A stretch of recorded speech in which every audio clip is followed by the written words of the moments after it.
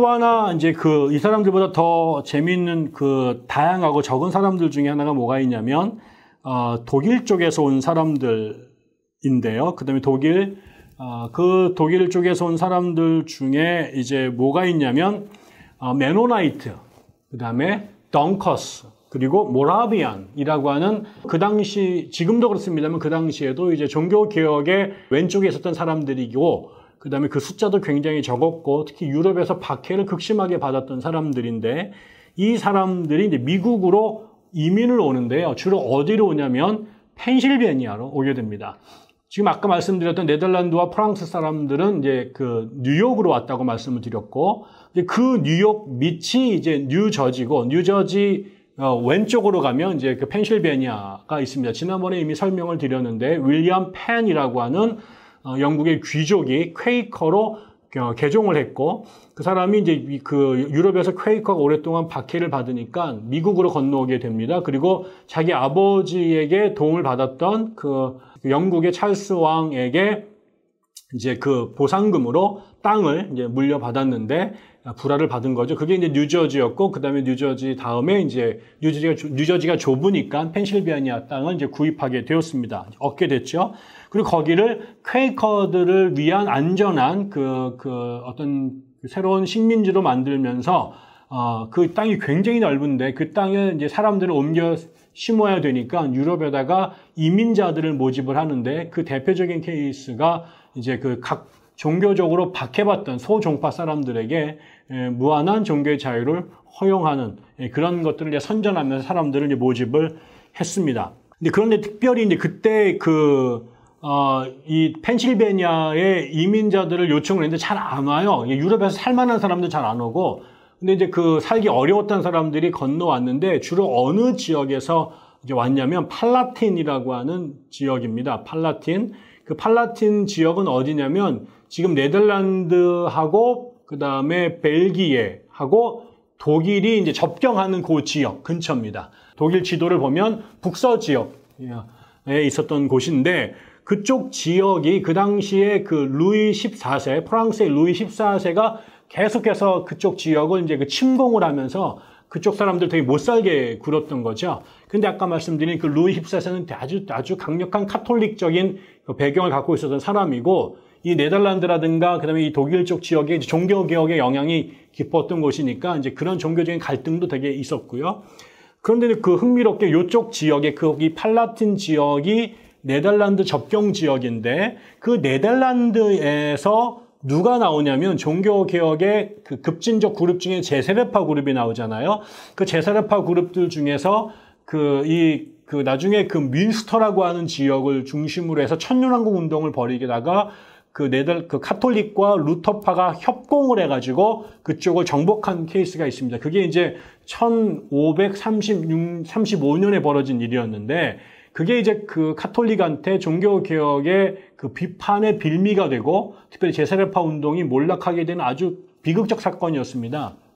그렇게 되자, 그 이후에 이 뮌스터에서 무장을 하고 천년왕국을 이루고, 그 다음에 일종의 일부 다처제를 실행하면서 사회적 물의를 일으켰던 이 뮌스터의 사건이 제세르파 운동 전체에 아주 그냥 파괴적인 충격을 줬는데, 이거를 재건한 여러 사람들 중에 대표적인 한 사람이 누구냐면 메노 시몬이라는 사람이에요.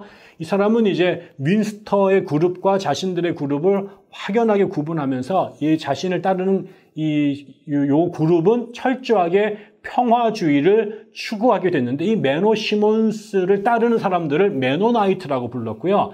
이 메노 시몬스가 바로 네덜란드 사람이었습니다. 그래서 이 네덜란드가 메노나이트의 본산지가 되는 거죠. 근데 그 네덜란드에 바로 가까운 지역에 이 팔라틴이라고 하는 지역이 있었던 것이죠. 그래서 그쪽 지역에서 많은 메노나이트 그룹들이 생겨나게 됐던 겁니다. 그런데 이제 그쪽 지역이 이제 이 프랑스의 침략으로 계속 살기가 어렵게 되자 이 사람들이 유럽 전역으로 도망을 갔는데, 그 중에 일부가 미국으로 오게 됩니다. 그게 바로 그때 이 윌리엄 펜이 유럽에서 이민자들을 모집하고 있었는데, 그 광고를 이쪽 지역 사람들이 들었고, 그러면 거기가 이제 무주공산에 종교적으로 자유가 보장이 된 또 농사짓기에 풍부한 땅이다라는 소문이 들려지면서 그쪽 지역 사람들이 대거 미국 펜실베니아로 이주를 하게 된 거죠. 근데 그 그룹들 중에 이제 메노나이트 그룹이 있었고 덩커스 그룹이 있었던 것입니다. 먼저 이제 메노나이트의 케이스를 보면 아까 말씀을 드린 것처럼 이 메노나이트는 그 급진적 종교개혁 혹은 종교개혁 좌파라고 불렸던 그룹들인데 이 사람들의 특징은 기본적으로 그리스도의 제자가 되는 것입니다. 그래서 제자도, discipleship이라는 게 가장 중요한 것이고 그 제자도를 실천하는 방법 중에 하나가 평화주의였습니다.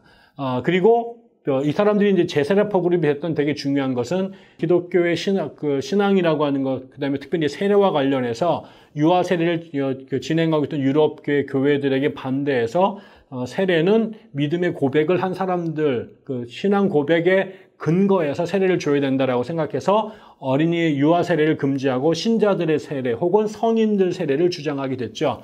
또 하나가 이제 유럽 교회가 기독교 국가 체계, 크리스탄덤 체제여서 정치와 종교가 일치된 사회였는데 그게 교회의 타락의 주범이라고 생각해서 정치와 종교를 분리해야 된다는 생각들을 하게 됐고 그러면서 이 시대에 우리가 그리스도인을 산다라는 게 과연 뭘까? 그거는 이제 그리스도를 따르는, 그리스도께서 자기를 부인하고 십자가를 지고 나를 따르라 라고 말하셨는데 그 그리스도를 따르는 삶을 살아가는 것이 제자도의 근본이라고 생각했고 그 제자도의 매뉴얼, 텍스트로 뭘 선택했냐면 산상수훈을 우리가 실천하는 것이 되게 중요하다라고 생각했고요. 그 사람들에게 산상수훈의 실체 중에 핵심 중에 하나는 일체의 폭력과 무기를 사용하지 않는 평화주의였던 것이죠. 그리고 뭐 맹세라든가 그다음에 타락한 공직사회에 간다든가 군대를 간다든가 이런 것들을 반대하는 그런 실천들을 했습니다. 그러다 보니까 당연히 그 당시에 정치와 종교가 일치되고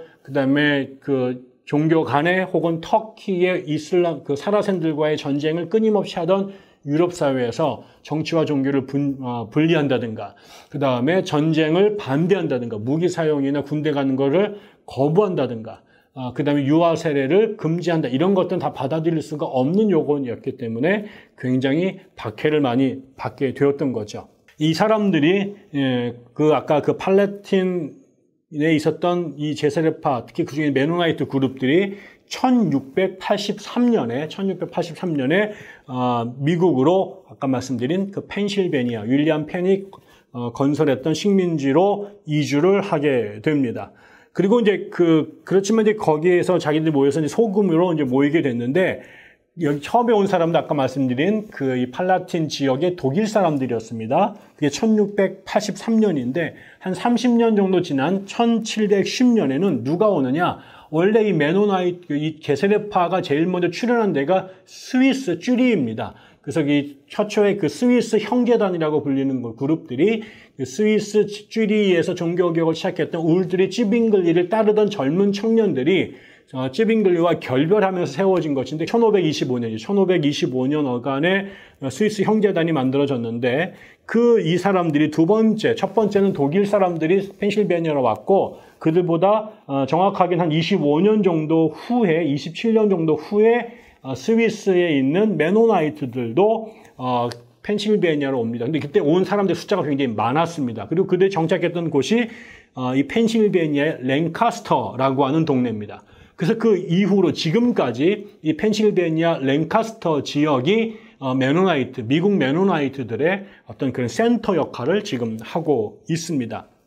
그런데 이 그룹의 한 가지 되게 특징은 예를 들면 지난번에 말씀을 드렸던 미국 남부를 개척했던 성공회의 목사들 같은 경우는 토지는 굉장히 넓은데 거기 교구 제도를 도입했으나 성직자들의 숫자가 부족해가지고요. 굉장히 애로를 먹죠. 그래서 애로사항이 있어서 나중에 복음전도협회라고 하는 선교단체를 만들어서 영국으로부터 목회자들을 수입해오는 일들을 추진했는데 이 제세례파 그룹, 그중에서 이 메노나이트 그룹들은요. 자신들 안에서 일종의 성직자 역할을 할 감독이라든가 집사라든가 장로 같은 역할을 할 사람들을 자기들 성도들 안에서 제비뽑기로 뽑습니다.